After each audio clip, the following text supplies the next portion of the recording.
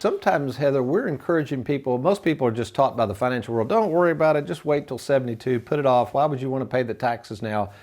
Kind of tell our twist on that a little bit. Maybe it's the live well, die broke philosophy, but I think it makes more sense why we encourage people sometimes to get ahead of those RMDs. Well, the tax tumor is never going away, so there's that. A lot of times we'll build it out into a strategy, maybe start paying down some of those qualified accounts, the early stages prior of retirement. To 72. Correct. Mm-hmm.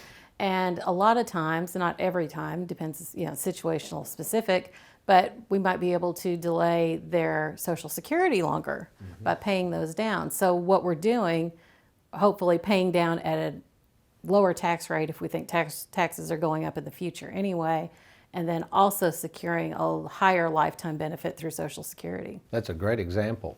And then kind of a remaining time, I'd say probably the biggest buzzword right now, and I think it is kind of a buzzword because everybody wants to save on taxes, right, is something called a Roth conversion.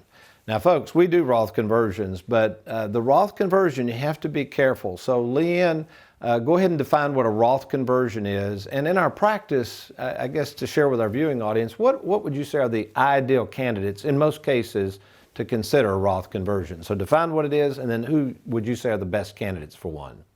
Well, in simple terms, a Roth conversion is taking all or a portion of a qualified account, converting it, which would mean we're going to pay the taxes on it now while we assume that tax rates are going to be lower, and then that will go into a Roth account, which will grow tax-free for life. Roth conversions are not for everyone.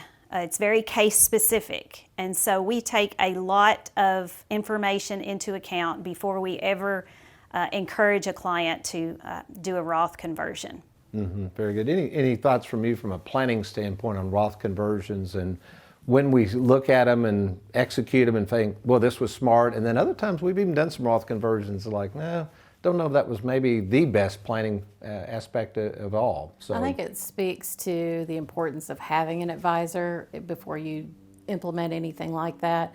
Roth conversions can have trickle-down effects on if you're already taking Social Security, that could make your Social Security more taxable.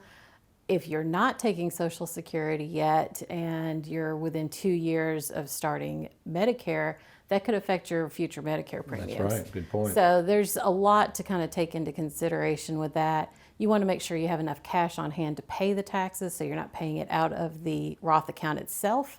That way you're maximizing that tax-free growth. So it's really not like, oh, hey, great idea, I'm going to do a Roth conversion and go into it blindly. You've really got to look at the whole situation.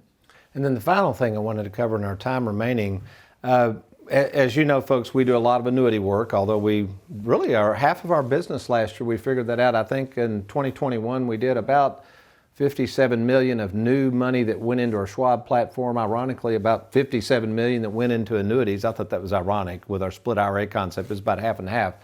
But I think these annuities are a wonderful tool, and a lot of people like them. LeAnn, you may see this, but when we can kick on that mailbox money, especially when they're approaching 72, and know that more than likely that mailbox money is always going to cover that RMD. Kind of speak to that and where we see annuities playing a role in the tax planning aspect of our practice.